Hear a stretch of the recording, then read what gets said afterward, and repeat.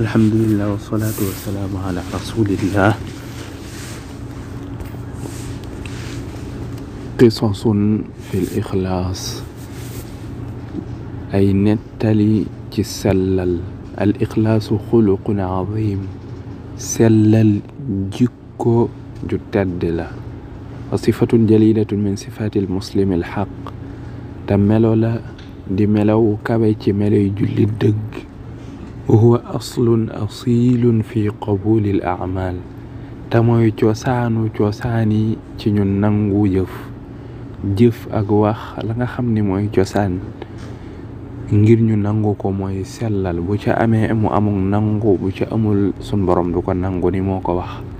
wal ixlaasu an yatawajjaha al insaanu bi ibadatihi, sellal mooy nit ki jublu fas ci ay jëfam ay jaamu yàlla mu fas ci sun borom képp. wa amalihi ak ay jëfam ak jaamu yàllam yépp ak i waxam mu fas ci sun borom.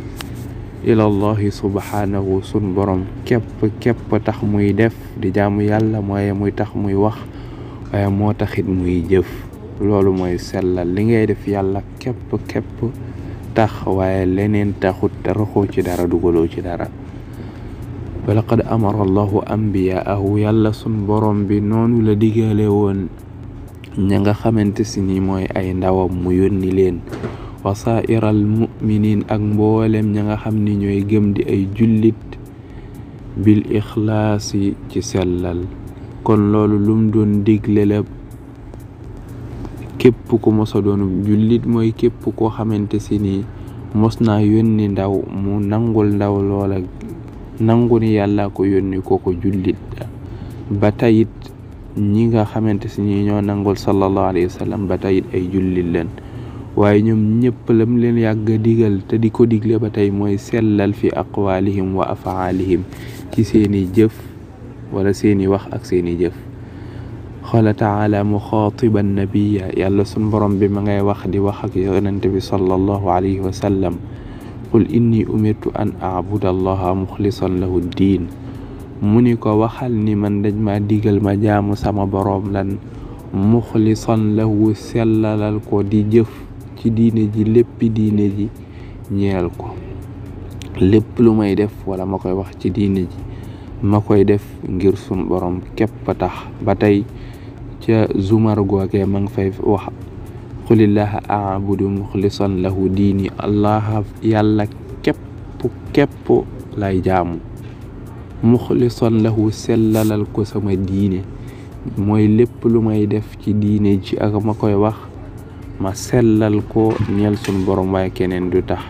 wa hada huwa rasulu sallallahu alayhi wa sallam, kooku mooy yonente bi sallallahu alayhi wa sallam di ndawal yàlla li nga xamante si ni yaquluha mumtathilan amri rabbi, ma ngay wax jooja ngir jëfe ndigalu boroomam. lum wax inna salaati wa nusuki, sama julleeg samak rendi, wa maxyaaya wa mamaati, samak dund ak samak dee, lillahi rabbil alamin, ñeel na sun borom képp moom mi sàkk mbindeef yi. fama ajmala an nuxlisa lillahi taala, aka rafet ñu sellalal sun borom lépp lu ñuy def aka wax, fi kulli amalina wa axwaalina, ci lépp luy suñ jëf ak lépp loo xamante si ni suñu melokaan la wala suñu nekkin ak suñu jëfiin. ndax li tax mu rafet mooy dañ cay amee fanaala sawabahu wa rida, dañ cay amee ab yool, waaye yemuñ ca, waaye dañ cay amee ngërmaneel yàlla li nga xam ni kum ko defal nga taxe. wa hadihi al qisasu tataxaddathu an al ixlaas, nettali yi ñu doon nettali yépp nag day wax ci sellal, di ci ñaaxe. fal nata'allam minha, kon nañu ci jànge. wa naxud ma fiiha, ñu jël la ca ne ci ay nettali. min ibratin wa ida, ci ay